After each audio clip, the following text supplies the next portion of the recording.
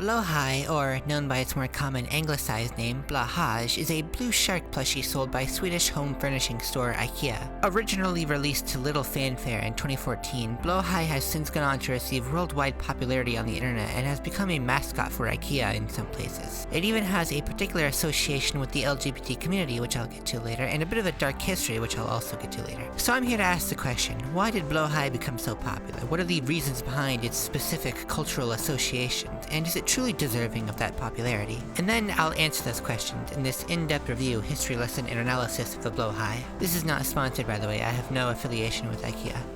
Let us first begin with a review. The product description reads, big and safe to have by your side if you want to discover the world below the surface of the ocean. The blue shark can swim very far, dive really deep, and hear noises from almost 250 meters away. Interesting, let's test that. Blåhaj, you're jawsome.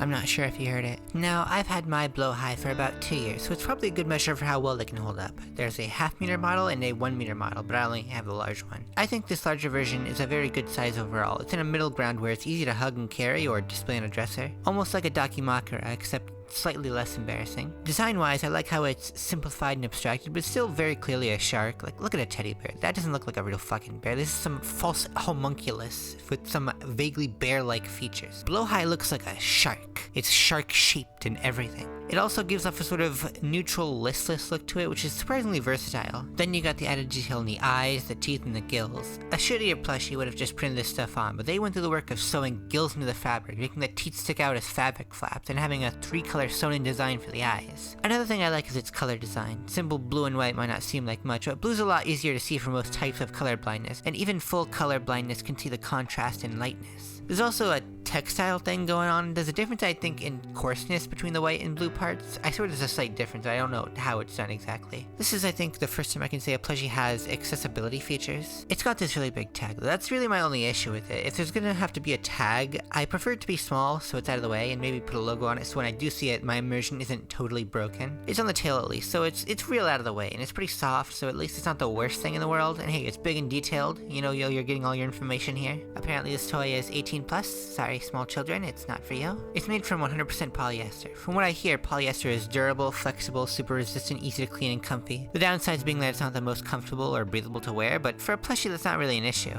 Not environmentally friendly though, and non-hyperallergenic, but I don't know what that means. If you're allergic to polyester, then be careful, I guess. One thing I think I can guarantee is that this thing can take a beating. Spill milk on it, send you with cigarettes, whatever, then just wash and it's good as new. The resilience of the Blåhaj is astounding. I hope you're not doing anything, so me personally, I'm gonna be keeping my Blåhaj safe forever. I don't need any other plushie. FK, more like FU.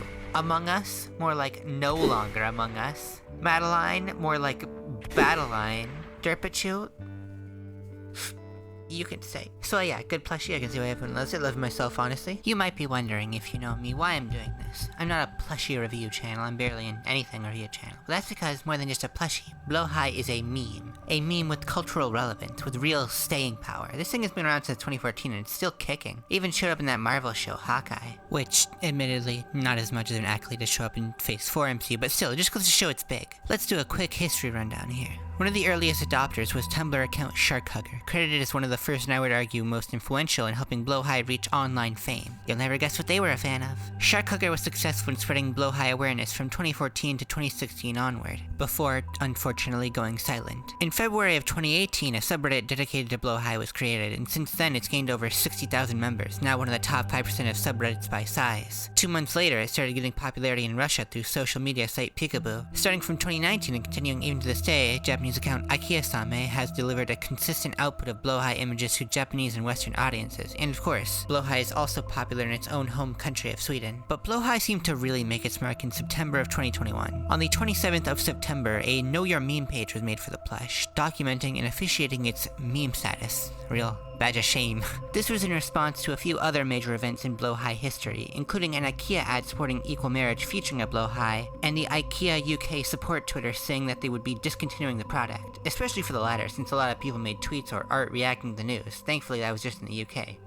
Brexit, I assume. IKEA themselves have used the popularity of Blåhaj for marketing purposes, capitalizing on its existing fame. There was, of course, that equal marriage ad, but that included a lot of other plushies, not just Blåhaj. However, there are a few that focus on Blåhaj specifically. In October 2021, they started selling a Blåhaj bag, and later that year on December 21st, IKEA Japan released 3 videos titled Tiny Homes Episode 1, The Legend of Blåhaj, Episode 2, Small Space Visions, and Episode 3, The Grand Reveal, a series which turned Blåhaj into a whole character mascot in order to sell tiny apartments.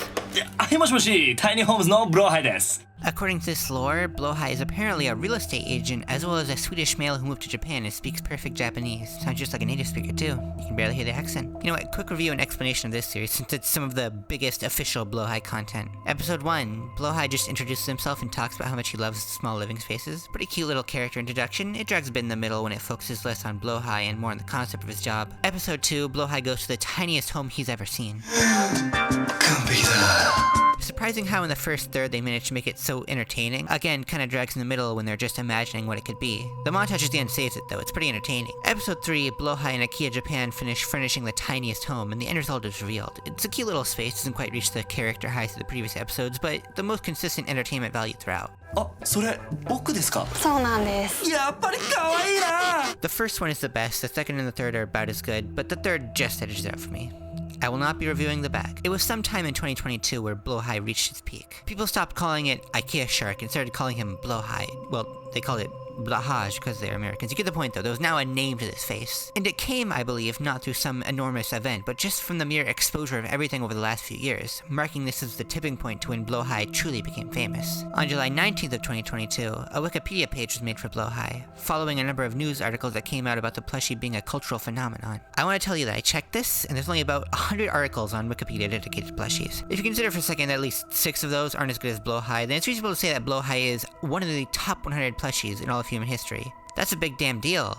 Oh, and the Wikipedia page is in 5 different languages. Take that, Ranko Olimpic. So as you can see, Blåhaj went from an obscure favorite for Tumblr users to a cultural phenomenon beloved by all, especially gay people. All this makes you wonder though, why exactly did Blåhaj get popular? It's a question asked by many people, even by some who have participated in the perpetuation of Blåhaj popularity.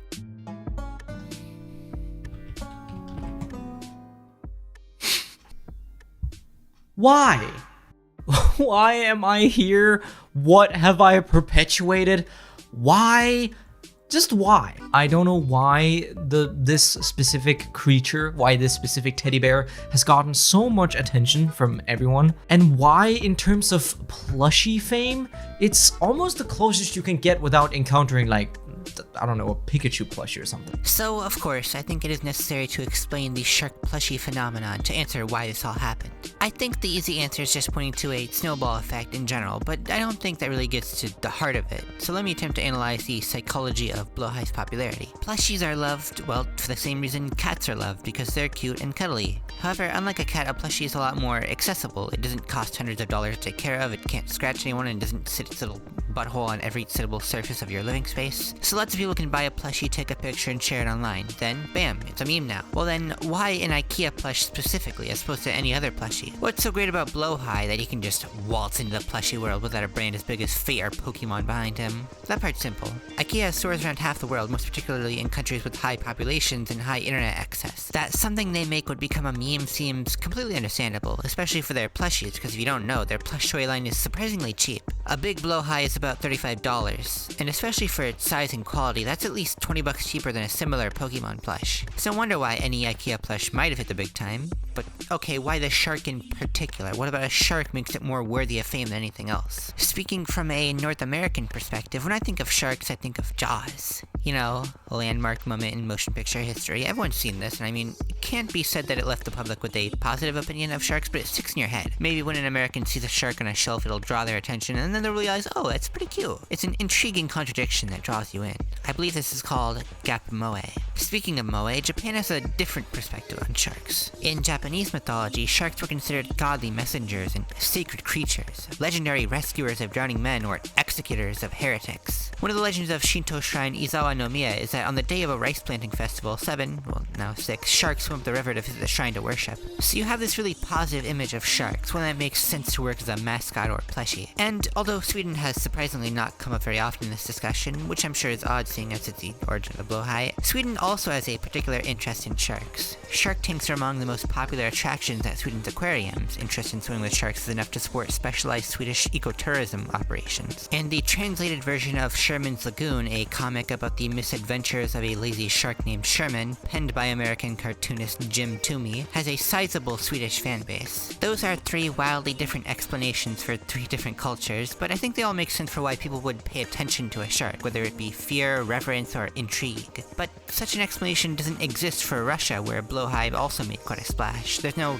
Russian shark lore that I know of. Well, apparently, Blåhaj's Russian popularity was kickstarted by Peekaboo user Ultraway posting a collection of 6 Blåhaj images, including one of Sharkhugger's earliest images. 2 days later, Russian blog website Twiz posted a collection of 18 Blåhaj images, including the ones we've seen before, alongside glowing praise and adoration for the plush. From there, Blåhaj got incredibly big in Russia, so big that media outlets started reporting on it, that scalpers started cropping up. So in this instance, it seemed to have bled in from Sharkhugger from an outside culture.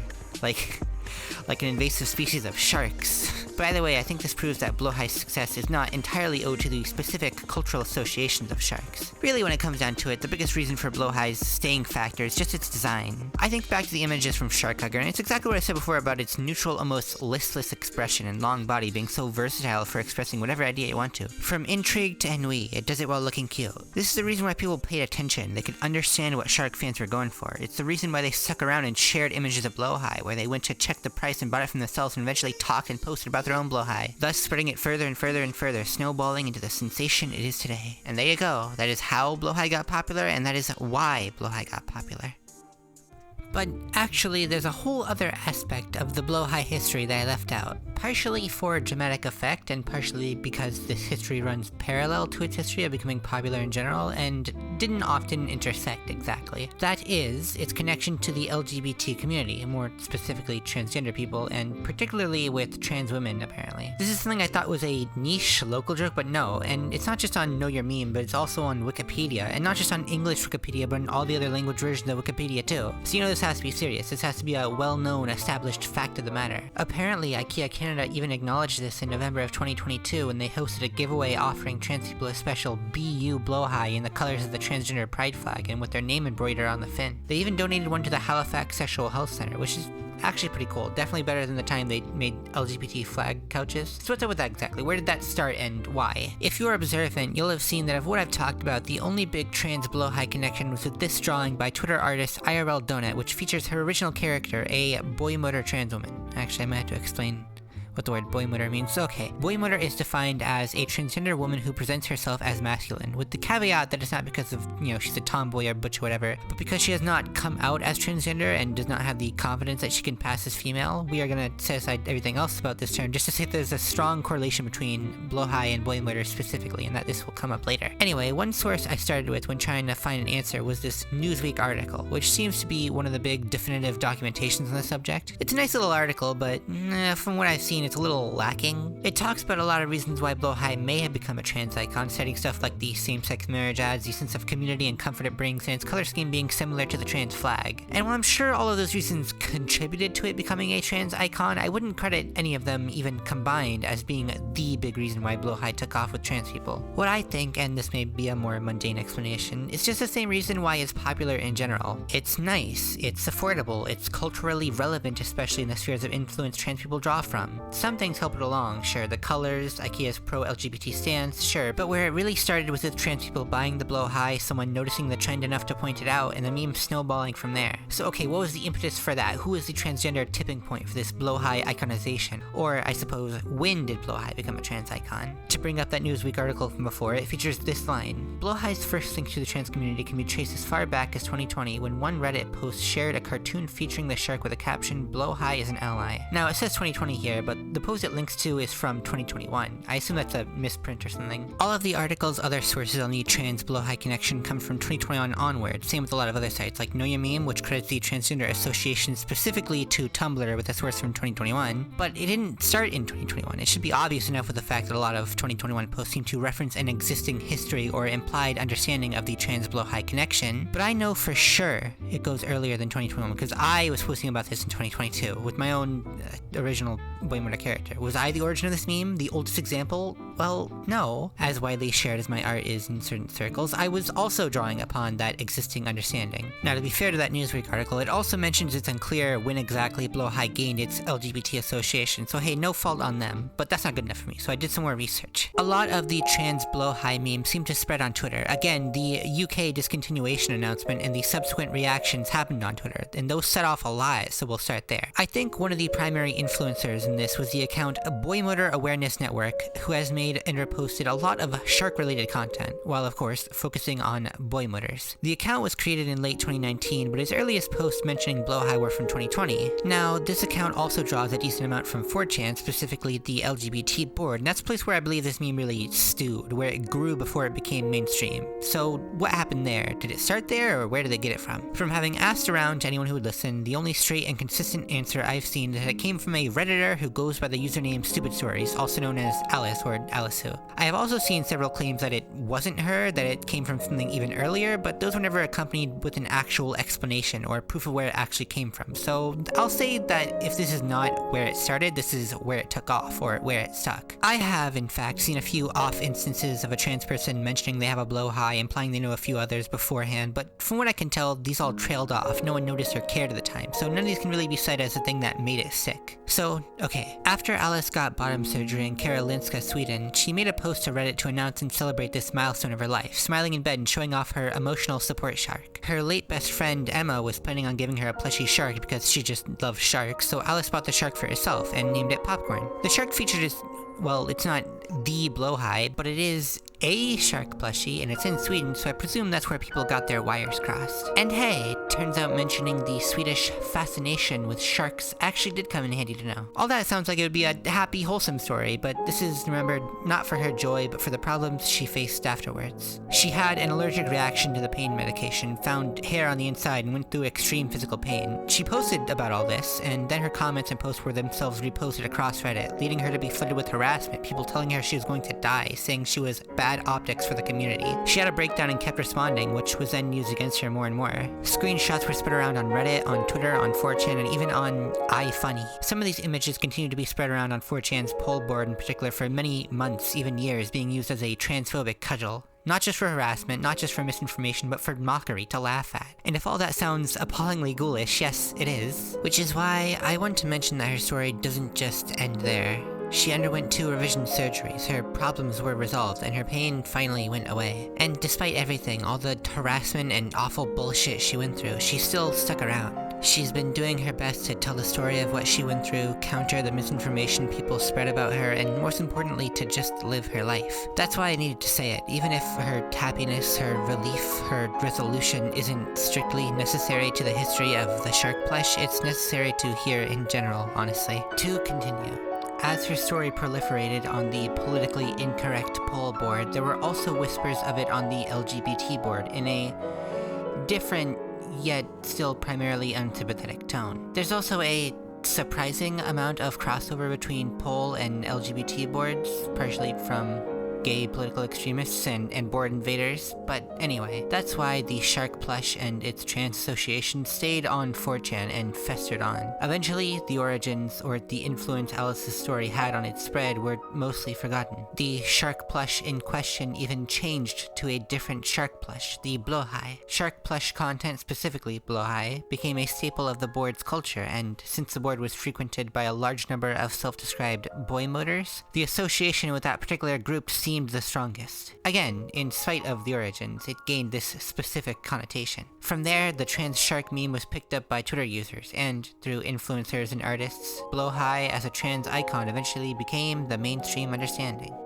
If you recall, I said in the beginning that this whole shark plush thing had a bit of a dark history, which was mostly just my way of giving a bit of a preemptive warning about this sudden but necessary tone shift here near the end. But I'm not sure it's right to characterize it by that.